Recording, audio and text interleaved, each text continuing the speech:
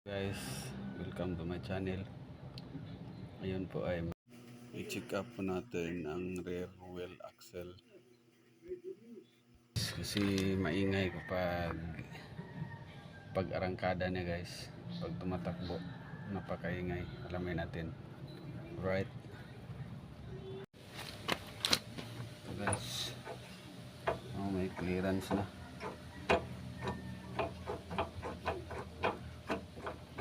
Kaya pag arangkada niya, maingay siya.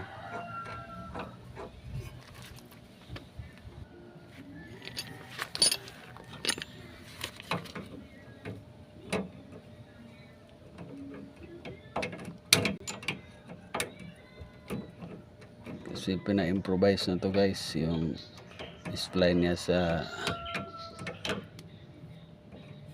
connector niya dito guys. Improvise na to. Tingnan natin kung baka sira na yung inabuno guys.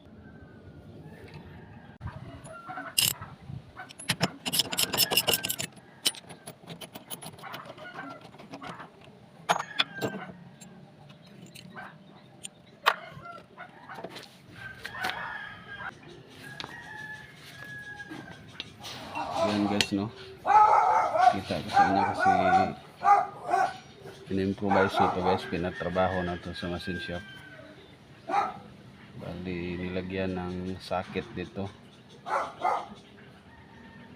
tinamliman ng socket saka winilding machine shop to. Tapos dito inabunuhan saka sinukatan ito. Hindi na yun tulad ng original na yung spline niya ganito, yung pino ba. Ito yung sa socket na ang ano niya, parang hexagon ba yun ang tawag ng anim na side na socket. Jadi dito ang nangyari ito ngayon, meron siyang clearance, parang nipis na dito. Ang gawin natin, bunuhan natin kahit i-welding na natin, tapos sandiran na makasya lang dito para wala siyang clearance. Alright,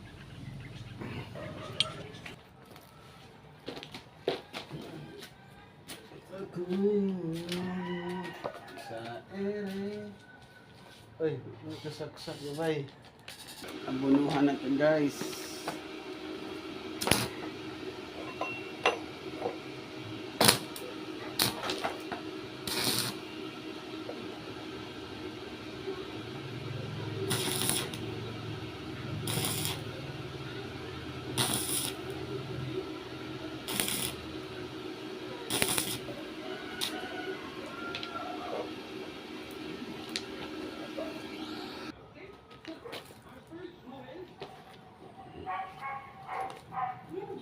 Ayan, no,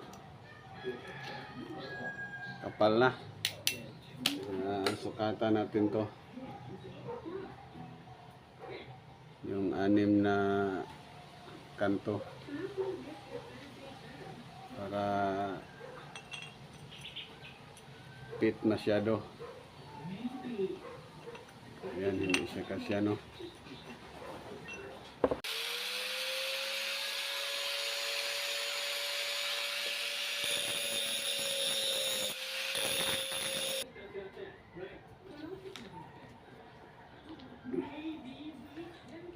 Kasi pinatrabaho ko to sa machine shop, hindi lang tumagal. Baka lokal lang yung inabuno nila na rad ba, lumuwag na. Kaya pag arangkada guys, kuan siya, maingay. Yan, minarkingan ko, no, para doon ako mag sander.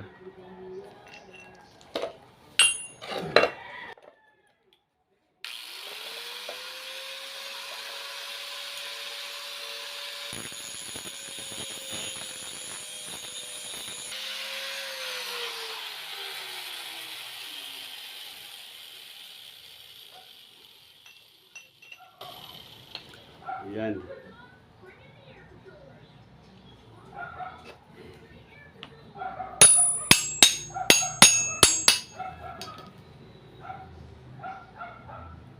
Yan no. Kasya na.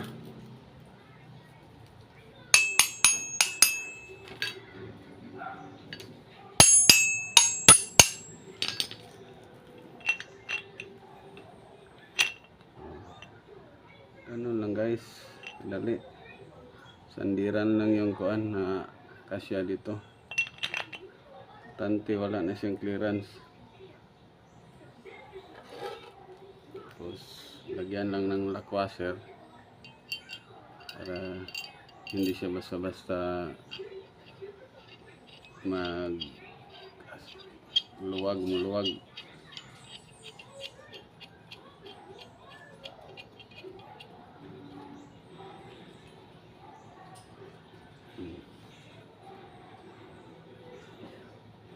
Ganun lang kadali. Alright, thank you for watching.